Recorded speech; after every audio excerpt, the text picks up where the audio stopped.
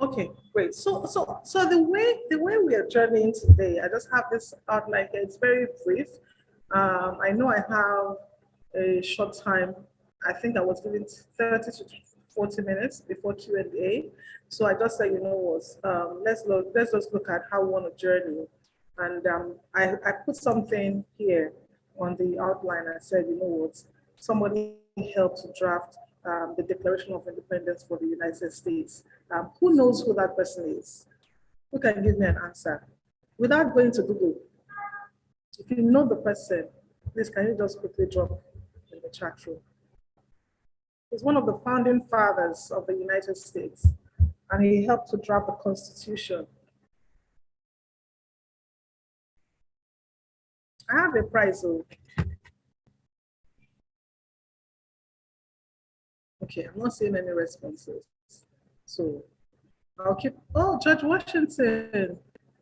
Oh, that's a good one. Thank you, Obehi. Thank you, Obehi. That's a good one. I love that. Anybody else? Okay. Thank you, Obehi, for the great attempt. You would get to see if you got it right along the line. We're looking at training and learning generally. We're looking at the 90-20 rule, and then just going very quickly into the 7 steps for us to design effective programs that would now help transfer learning beyond the classroom. That's what we're looking at. And I said, what, the goal for every facilitator at the end of the day is to achieve just that learning. Abraham Lincoln, I saw that. Thank you very much, Abraham Lincoln. Okay, we'll move on. Now, if when we look at knowledge transfer, in the course of my own career, I realized that a lot of people would come to training, and some of the times they're disconnected. And a lot of the times you get feedback, especially when you do what we call bespoke training programs and all that for organizations. You'll find that sometimes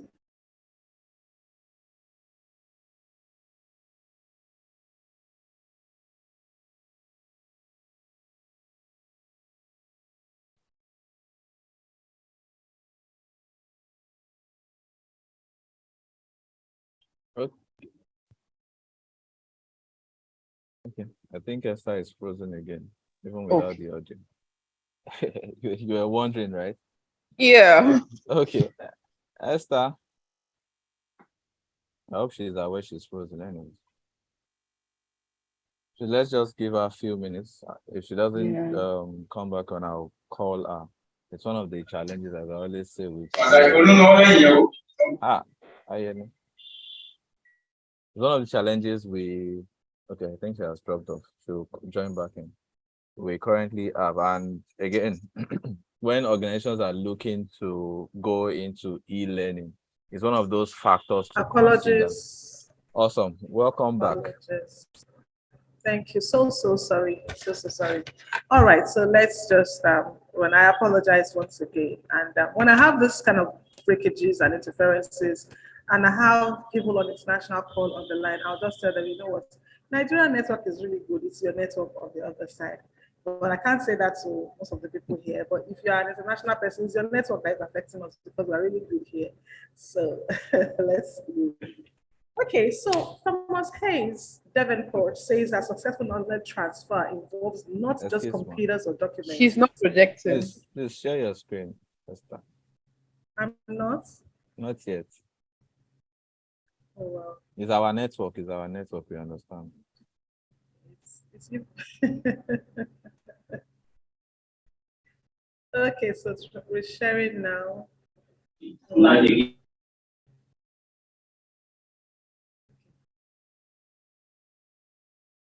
me know when I'm on. Okay, it's coming up.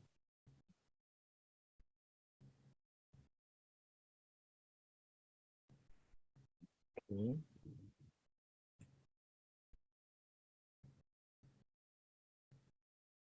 Yes, we're good. Oh, great. Thank you. Okay, so when I looked at what people have said around transfer of knowledge, beyond the classroom, beyond the engagements, it struck me that, Thomas Devonport had a good way of putting it. It's all about interactions between people. And you would find that most of the time when you go for trainings, like you're all here, Possibly a lot of people will remember what I said about, oh, it's international network issues, not Nigerian network, more than even the content. Why? Because that's how we are wired as human beings. We remember interactions, we remember encounters, we remember things. A lot of the time, some of us cannot even remember all the things we learned in school, but one thing or one aspect that gave us issues or that we're really involved in, we always remember. So that's what knowledge transfer is all about. That thing that you can take away from that engagement, and imbibe in you, integrate into your being, and then use at work. That's when you can say knowledge transfer has happened. So it's not about computers, it's not about documents, so it's not about reading. Now, let's look at training and learning generally. We know that training is needed in organizations. Why? Okay, so there are issues with performance. We want to improve performance. A lot of people have to be teaching. So when I talk to people about delegation, I say, it's not delegating. Let me just do this by myself because it will take time. But when you have people that have developed that and can do that thing by themselves, they have become skilled. Training also helps to reduce supervision time. So training comes in as well. Employee productivity goes up when they are trained and they know what to do and they are conversant with what they should do. So that's what training does, right? Addresses a lot of issues when it comes to employee performance, productivity, and all that for the business. Now we look at what learning, how it really happens, what learning does for people. Learning is the vehicle through which we can become better at what we're doing, and people learn. We have two schools of thoughts from two different perspectives. One behaviorally, and this happens without focus on how you learn, right? So you just imbibe learning based on what is happening in your environment. There's a stimuli, you respond to it, you learn on it, and you become better. But there's a cognitive perspective where it's not about behavior, it's not about physical skills, it's about how you take in information, right? And that's where your learning style comes in. Why are we talking about this, right? So a lot of us here, old in this profession, practitioners of more than 2-3 years, some of us would know that, we always have to look at the adult learning principles and also the learning style of the people that are going to be in class. Some people are all just taken by audiovisuals.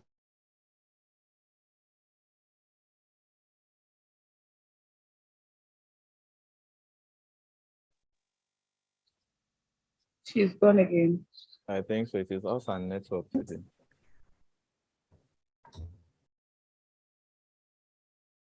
Can something be done? Well, I switched network. I switched network to my phone.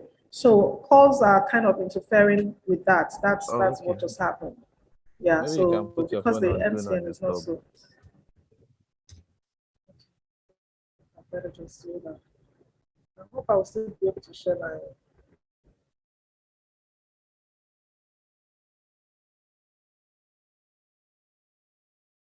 We apologize for the break. Me?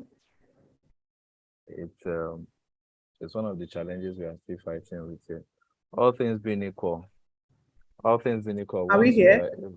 Yes, we are. I think people Awesome. are saying that the Okay. audio is quite low too. So please, if you can help us speak up a bit more.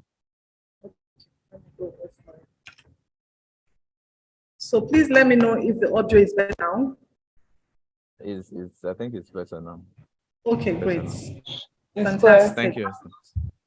Oh, great. Thanks, Choma. All right. So I just talked about the two perspectives of learning, behavioral, cognitive, and all that. And I have this image here. So now, quick activity for us. And this is an area that people have issues. What do you see here?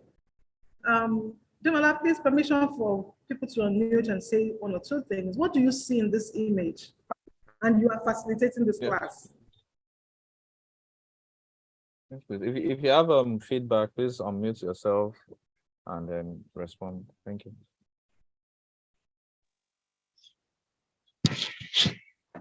The teacher is probably not connecting with the class, or the students are not engaging with the teachers. They are busy doing their own thing, being distracted. Okay. The learners are distracted. Anybody else? Thank you so much for that.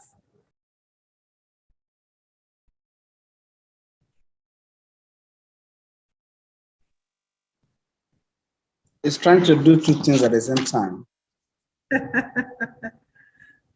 Thank you, sir. He's trying to do two things at the same time. So this boy has his book opened and is also in his own world. Thank you. Who can relate with this? Either from your perspective as a participant in a classroom or a facilitator, where you have people in class, yet multitasking, which is a myth, by the way. Who can relate with this? And how do you manage to get people all on the same page together?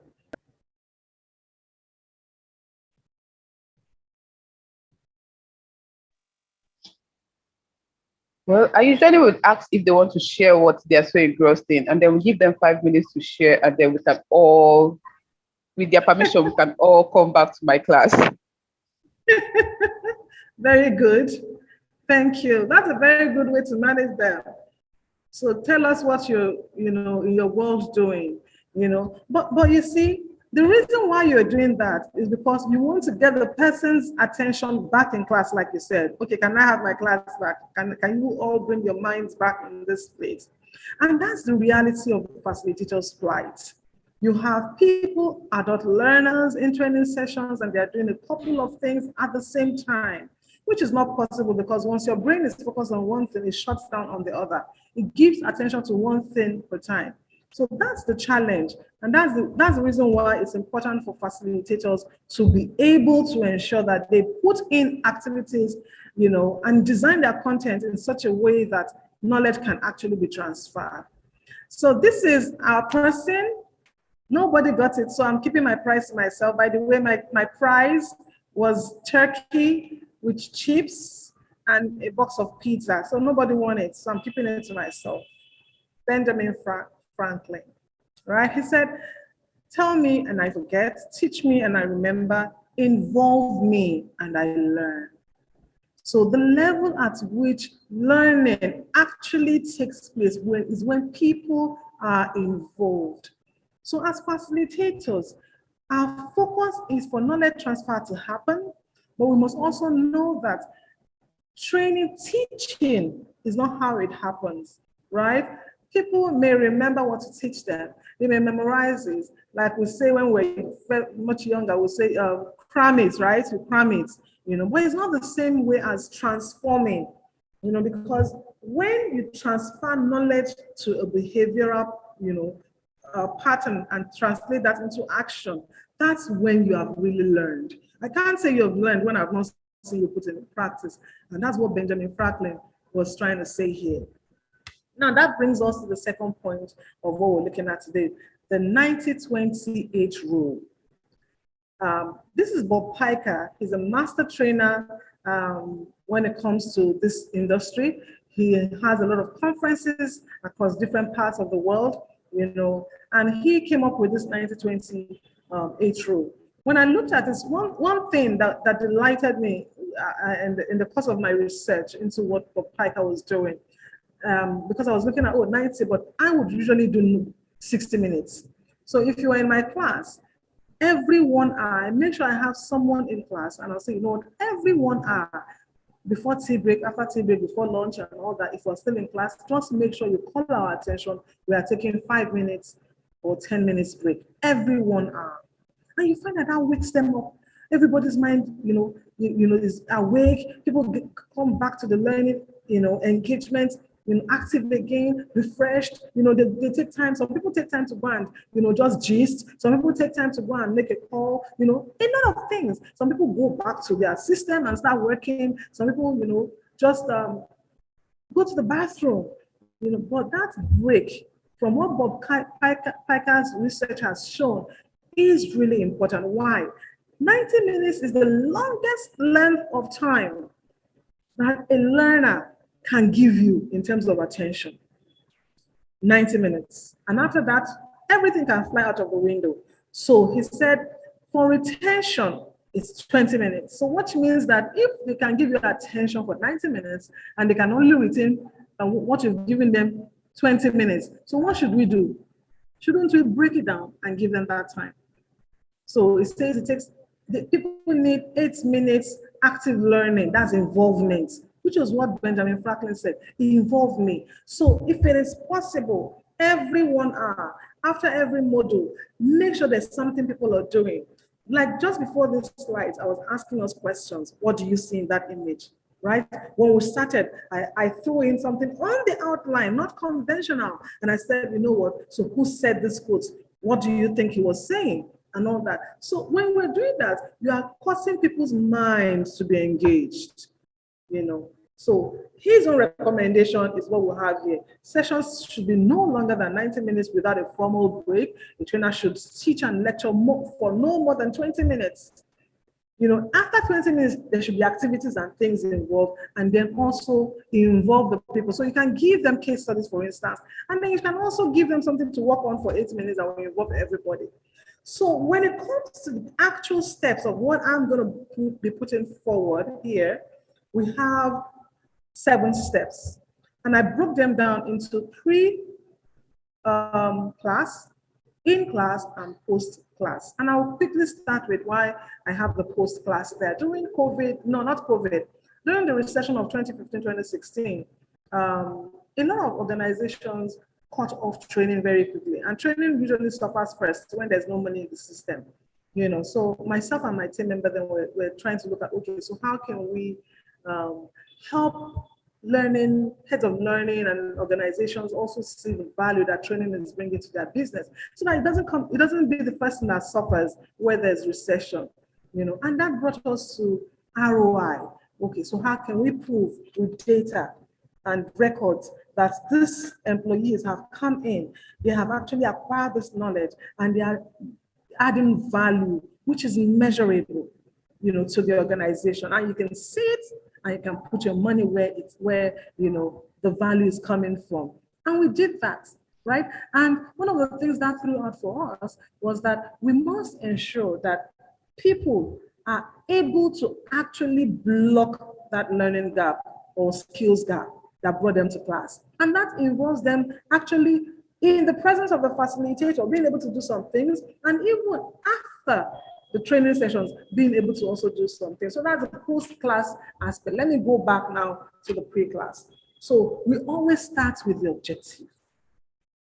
If you are conversant with any, and I'm going to get there, if you are conversant with any of the training institutional design models, you'll find that the learning objectives based on the needs analysis is really important. So start with the objective. What exactly do these learners want to learn? What do they want to take away from this session? What is their issue? Why are they in class? What do they need to be able to do at the end of that training? Once you know that, you will be conscious of how you now plan every other thing around, ensuring that you give them what they need to perform. Know your audience, understand where they are, their industry, their generation. We have Gen X, Gen Y, Gen Z right now in the workplace.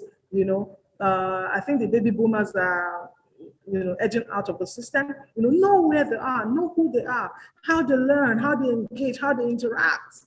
Look at what we saw in that image of that little boy with the tab. So in my sessions these days, I ensure that I tell people, okay, so let's go. I'm giving you this topic, research it in 2 minutes. Go and look for the meaning of this, how it's relevant to this, link it to that, you are presenting to us in 10 minutes. And you find people are excited. That's the generation. So understand who your audience are so that you can design what speaks to their learning styles and also their generation and information, how they take information and how they communicate, right? The third thing under pre-class is to design and plan your materials in alignment with objectives, using any model that you choose. And look, speaking of model, Kimala and I were talking just before people were admitted, and we're talking about the models, that how a lot of people do training for years. They know their field, but they don't know the process. They don't understand that there's a method, there's a framework to it, right? And I'm also a victim of that. When I came into the L&D space, I would be thrown right in the middle, and I would be told to come up with content. The person who I was working with then was not sharing the framework. So I would go, I'll spend a whole day putting content together, putting models together. And then it's like, okay, this is not speaking to this. This is not speaking to words. I have all the topics there. But you see, you don't need all the topics. You need the objectives. You need to understand what people want to learn and then make sure that that is spoken to in your content. So that's the importance of, having a model that we are following. Pre-class, you see how this builds up? You should follow these steps. It clears in your mind what you need to put in place for people to learn. Now, where we all are involved actively is in the class, right? Because you know why I say so? Some of the time, people that design content are not the ones that facilitate those trainings. So it's not automatic that you design content. Sometimes you'll be given. But when you're given a content to facilitate, you need to go through it. You need to ask questions about the audience. How do they learn, understand their learning styles and all that, if you can, based on their generation, how they take in information and communication and all that. And then think around how you can plan activities that feeds individual and feeds group activities as well. So make sure, so go think back to our memories of our childhood, the things we remember. I remember 1010 very well. I'm not sure that any of my children understands or knows what 1010 is, but I remember a lot of all those fun things we used to do. So adults still have within them that child that needs to connect things in the outside world with what he already knows or what he needs to know.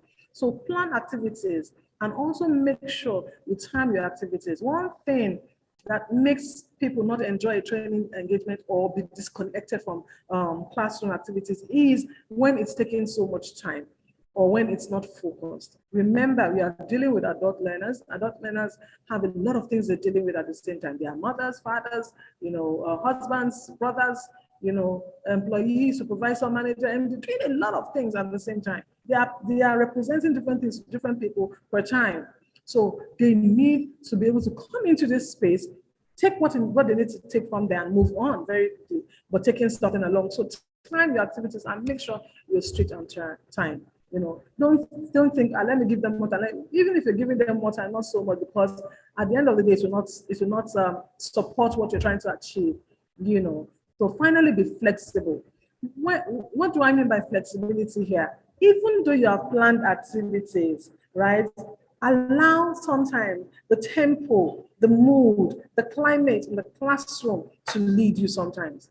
So if you come in and people are happy and they're emphasizing an area of challenge, meanwhile you have another case study that I wanted to share.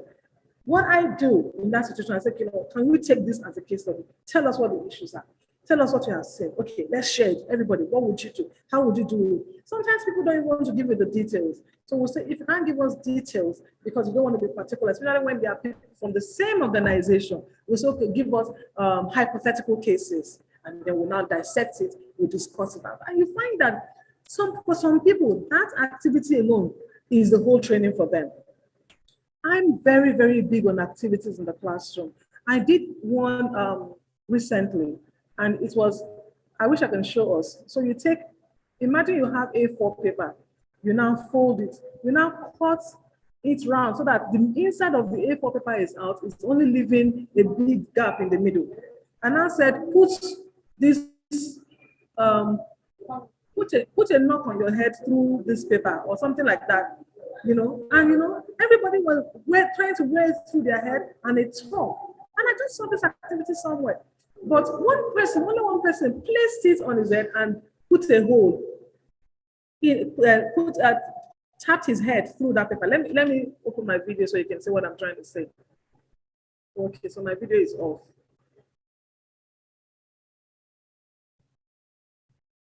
Am I on now? Can you try putting on the video? Okay. Can you still hear me? Yes, we can. Okay. Yes, we can. Fantastic. Yes, we are hearing. Yes. Okay, so if those that can get a piece of paper, which I didn't ask you to get beforehand, so I don't want to go that route specifically. Let me see if I can get this done very, very quickly. Just a moment. Okay. So this is like an A4 paper, right? So what I did was to take this and cut around it.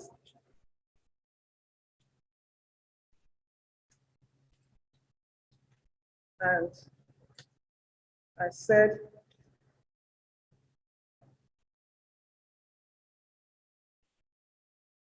put put a whole, put a tap on your head or put a knock on your head or something through the paper. You know, pass the paper through your head and put a knock or something like that. And you know, everybody struggled. And all they needed to do was just to do this. Tap your head through the paper, not actually wear it. But you know something? Everybody in that and it was an oil and gas organization. Let me take my video off. Everybody at that learning organization said, you know what that said to them, because they were looking at strategic thinking and problem solving, was that sometimes you need to look at issues without the box. That everybody was looking, so you know, we'll say, think outside the box. They told me that day, you know what, we're not even, we have to remove the box entirely. No, there's no box, because there's nothing that lets you, that helps you to link that, oh, this paper, you're supposed to put your head through it. It's not actually your head going through it, it's just a tap on your head, you know? So that told me that it sunk in for them, that what we're saying as leaders in that session is that sometimes you need to think of things in a unique way, in a creative manner, in a way that's never been done, not in the normal, you know, flow of thought that you would. So that's what activities does in a training session. It helps people to drive home a lesson very quickly, more than words or explanations will do. And that's why we must put activities in it. I've talked about the third one, so I'm going to move on. I put these images here, and I'm sure some people will wonder why. Right? For the image that has Rashidi Yakin, I don't know if anybody remembers him, right?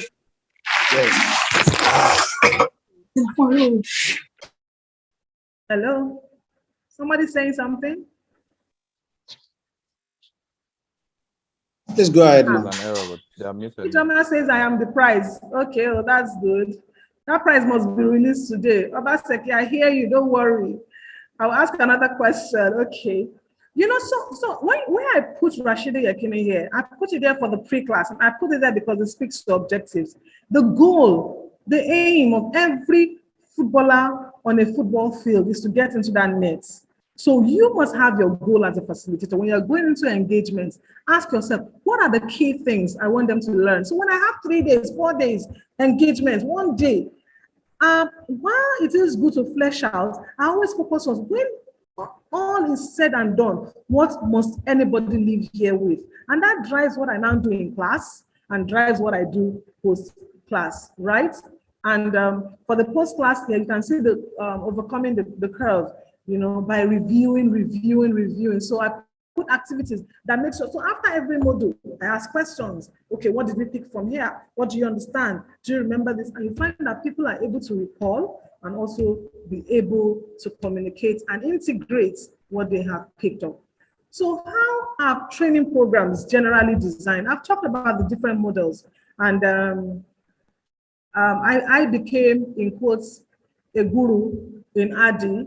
You know, I fell in love with ADI so much. I personally am an advocate for ADI model because I find that it gives you everything, even though SAM allows you to check every stage and you're reviewing, but ADI does not even allow you to move on until you're done with one stage in the first place. So that's why I love it. It always reminds me of the Prince 2 model of project management. So I love ADI, and I would, I'm not advocating, but that's what I use.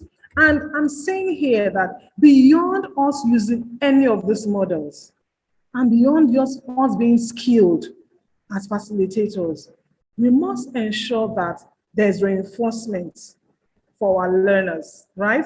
Because that's how they remember. You reinforce the learnings. When they take on an activity, ensure that you debrief. That's one of the things I learned very early in my career. Don't just do activity and you close and you move on to the next one. No, no, no, no, no, no. Every activity is saying different things to different people. Look at the image that I questions on us about. It was saying different things to different people.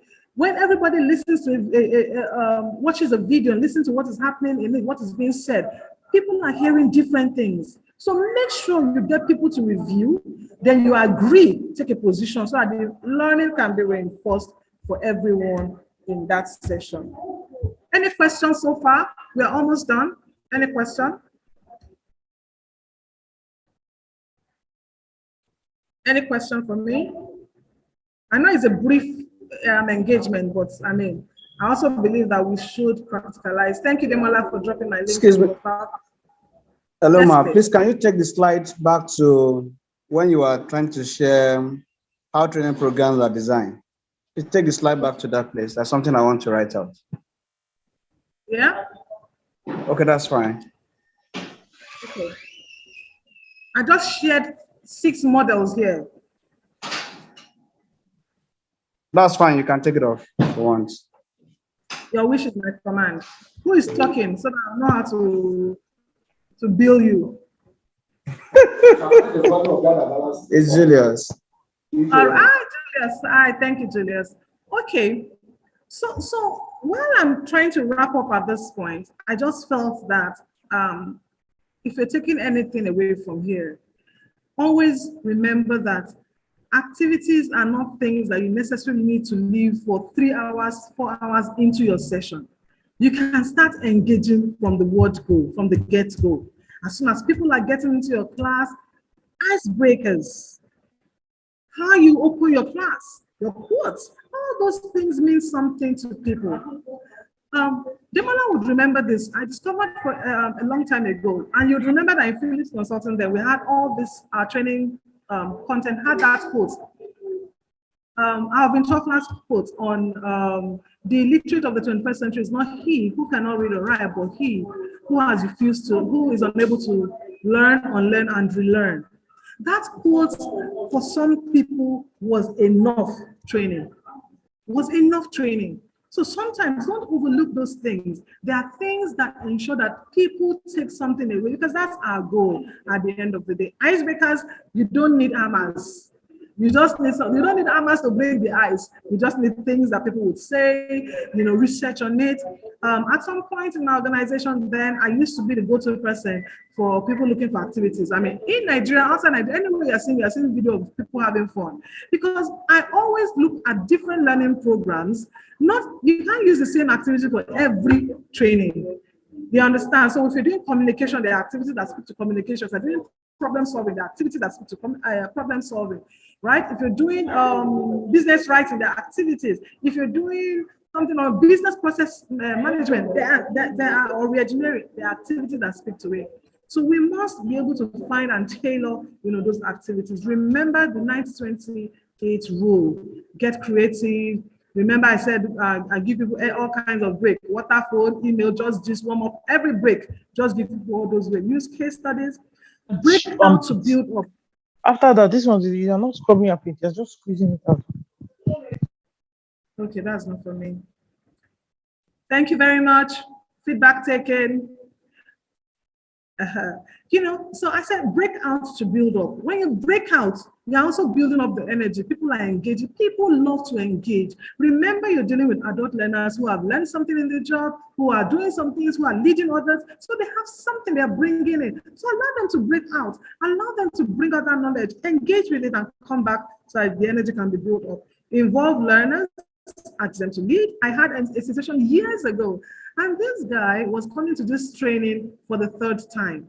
And he said, you know what? They just said I should come for training. If I don't do it, if I don't take the training, I will lose out on that quota or something like that for the year. So he kept coming for the same training and all that, And I said, you know what? Since you know this course very well and you're a supervisor yourself, why don't you join me in facilitating? So he was leading the activities. So ask them to meet some things. Ask them to share what they learned. Involve them. Adult learners are loaded. Don't treat them like it's not a pedagogical engagement. It is andragogical. So you must remember that adult learners, they have learned, they can drive their learning as well. Also have in-class reviews. right? You've done some things. Ask people to critique one another. Make things fun, competitive. You know, people take away a lot from such engagements. Have people do presentations, projects in class, quizzes, you know, activities. Give them assignments beyond the training. Oh, there are people who, after the training, my deal is done, but they will still be submitting things to me 2 weeks, 3 weeks down the line. And because I made the commitment, I would support them. So give them things that are minimal that you know you can still commit to and follow through. Remember, I'm ending this with Anton Chekhov, who says, knowledge is of no value unless you put it into practice. So whatever you share with someone, if they cannot use it, if knowledge is not transferred, at the end of the day, there's no value delivered. So that's one of the things that drive me, and that's what I'd like to leave us with as we think of designing training programs, you know, that ensure that knowledge is transferred at the end of the day. Thank you very much. It's been nice being here. Thank you so much, Demola.